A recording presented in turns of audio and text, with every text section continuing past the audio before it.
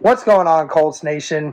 And we are here with training camp practice, the last training camp practice before the Colts preseason opener against the Buffalo Bills.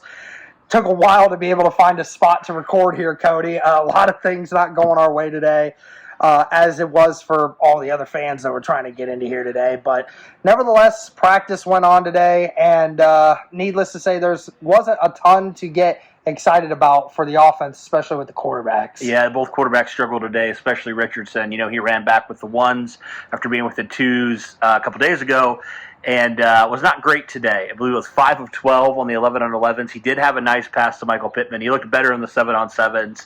Gardner Minshew was a little bit better, but nothing really to get excited about as well. Was like 7 of 11, so more accurate, but not a whole lot of downfield shots from Gardner Minshew.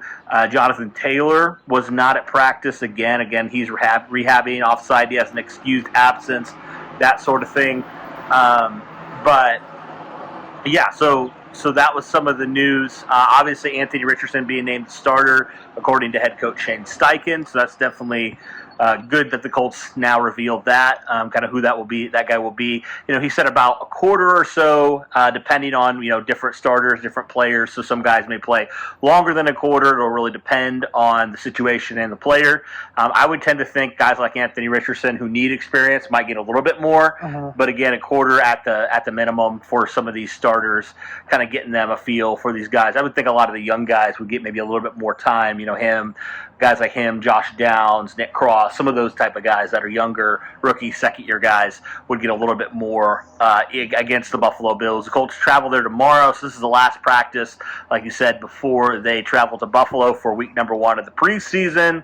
And so, yeah, I thought overall it was a good day of practice. Colts obviously were indoors because as we were walking here to record this, Derek, you can easily see why the field is very soggy. Very soft, and they were saying it was probably just a better idea to keep it inside, not get anyone hurt on the last practice before their first preseason action. I know it stinks for some of the fans, but it is what it is. Jumping on some of the things you said, Jonathan Taylor, you mentioned how Shane Steichen said he should be back this next week in the building. Now, what does that entail? We don't know yet. We're presuming it just means he's probably not going to be practicing. He's probably just going to be at practice. We'll see. We'll see what happens. But yeah, Steichen was pretty non-committal about if Taylor would participate. The Bears come to town to joint practices with them next week, and he was pretty non-committal when it came to that overall. When it came to Jonathan Taylor, just kind of that whole saga that's going on. It was interesting, Derek. We had the opportunity to talk with Chris Ballard today. I thought one thing that he noted, because I asked him about the Kareem Hunt visit, he kind of seemed like, it was all right. But when I asked him, all right, like obviously you guys signed a guy yesterday, are you done in the running back market? And his response was interesting. He said, no, we're going to still look. So that would lead me to believe that they're still looking at, maybe Kareem Hunt's still on the table. Maybe another running back that we're not talking about right now could be. The Colts are going to monitor that for sure. He said they're going to monitor running back, and also threw one in about the offensive line depth. He said we're going to get an idea and kind of see some of these guys. We like guys like Freeland, obviously, who, by the way, started at right tackle today. Braden Smith was out. So I'm sure he'll get a lot of action on Saturday. And so he's going to kind of monitor that as well. A couple guys that were out. I mentioned Freeland was out of this practice. DeForest Buckner as well, still not practicing. The Colts were down a ton of tight ends today. Mo Alley Cox, Jelani Woods, Andrew Ogletree. They were all out. Will Mallory. They were all out. So really, the only healthy starting guy it was Kylan Granson today, and I thought he looked good. He had a couple nice catches, got open, and.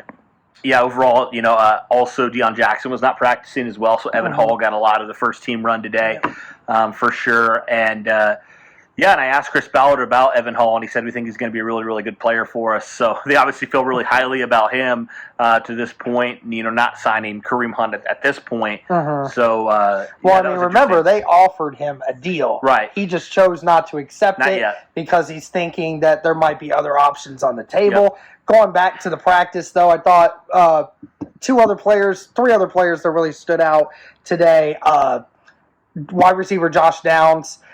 He had a couple really great catches today, helped get the crowd into it.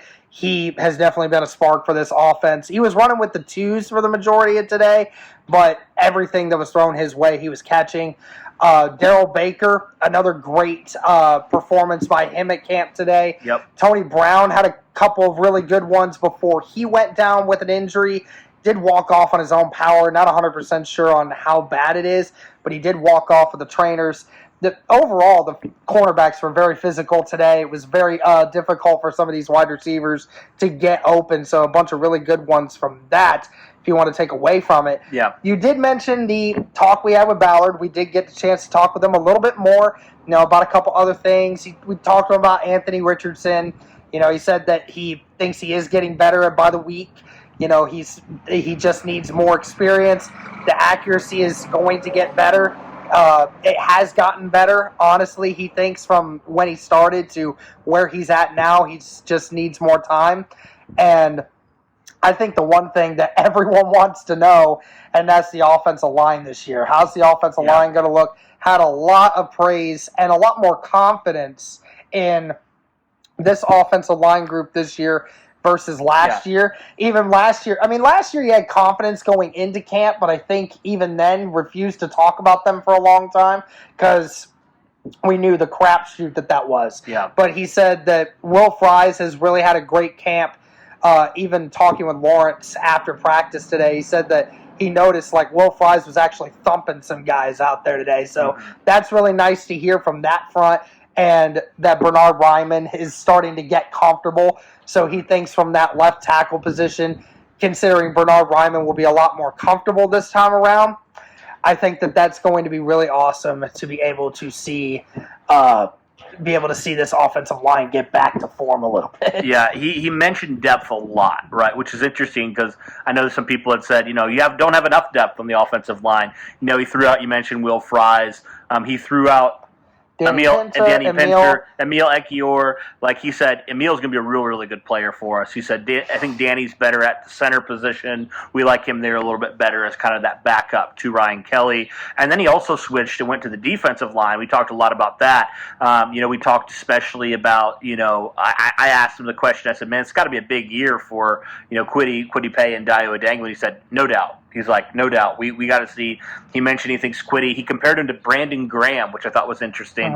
But he mentioned that he thinks Kwity can, if he can be healthy, that's the big thing. He thinks he can be a double-digit sack guy if he's on the field. But that's kind of the big thing with Kwity right now. And then he thinks Dio. He was really encouraged by how Dio finished out the season. He thought he looked really good, and he's really encouraged with how he's going to go. He did throw out Atamiwa as well. He talked about him. He said he's a rookie, so. But we're really excited. We think he can be a good player for us as well. And then Eric Johnson. He's had a couple really good ones. Because he's a smaller school guy, and he said with those guys, they're going to take a little bit more time. Yeah. So he threw out Eric Johnson's name, which I thought was interesting for sure as well. So just mainly talked about the interior defensive line depth being much bigger this year. Said that last year, he said, despite the sacks that the team occurred throughout the year, felt that the defensive line really got worn down as the year went on. And that results because of just not having the right amount of depth on your defensive line to be able to replenish those guys as the year goes on. And that's why he said, this offseason, so apparent that he's trying to fix that, right? Brought Ebukam in to replace Yannick. Tyquan Lewis re-signed. Brought in Tavon Bryan. Brought in all these other guys to, really try to solidify the middle of this defense, because at the end of the year, we saw the defense was giving up a lot of rushing yards, especially because of the interior of the defensive line. But he feels good about, Eric Johnson taking a step. Dio Adangwa, he even mentioned, his ability to go back and forth. So expect him to be moved around a lot at defensive line this year. Talking about just getting a few of these guys in at the interior of the defensive line so that they have this extra depth for a long season they're about to have. Yeah, for sure. Speaking of young guys, he also did mention one of the guys that he said unprompted, when talking about some players that really impressed him, was Nick Cross, right? Nick Cross, obviously, 20 years old last year, was named the starter, and then kind of went from starter to backup special teams guy, didn't see the field a whole lot. And Ballard said, man, he's like, at the end of the day, he was 20 years old. He's like, that's not his fault. That's our fault. And so, but he really believes that Nick Cross is taking that next step. And we know how important it's going to be for that third safety. I mean, it was really important in the scheme last year, to have that third guy kind of fill that role, kind of what, Julian Blackmon was last year in terms of, or Nick Cross, or Rodney Thomas, kind of however you want to look at it. They're going to rotate a lot of safeties in. That's not a question. That's what we saw last year. So Nick Cross and his development is going to be so important, and the Colts certainly encouraged what they saw there. And also just having Shaq back, he mentioned he's a game changer. We all knew this, but when he's on the field, it changes the way your defense is. I loved that while he was explaining that to me, Shaq is on the field with the 11s in between plays, and he's just shaking his arms around. He's like dancing with everybody. It was like the funniest thing. It was like, talk about, the difference that it does make. I mean, you see it and you hear it. You see it and you hear it. Like when you watch Shaq practice, he walks around now like he owns the place. Like He's got a purpose with every step that he takes. And it's awesome because I can tell how much he loves being back on the football field and just how important it is for the defense. Like you said, the defense, they're popping people a lot more. They're getting involved in a lot more plays this year. So it seems like they've got a new step to them, which is really awesome. And you mentioned about Nick Cross.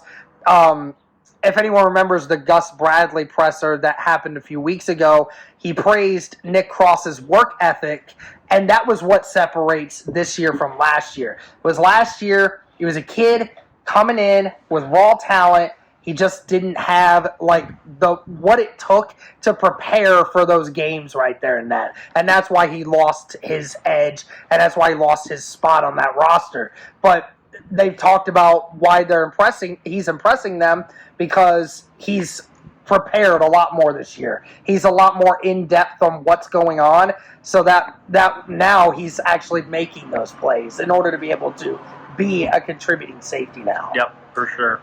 So I think that was about it, Derek, here for practice number 10, right? We said last practice before preseason game number 1, so we will see who is out there, how long they play, all those things. But certainly an interesting practice and a cool practice to see Anthony Richardson be named the starter for week number 1. And we will see, he said he's obviously anxious for his first ever NFL action. So we'll see how he looks against the number 1s here in a couple days. So absolutely. Yeah, but that'll do it, guys, live from training camp here. Let us know your thoughts overall on Anthony Richardson being named starter, all that different stuff that we talked about. That'll do it for this one, guys. Thanks so much, and as always, go Colts.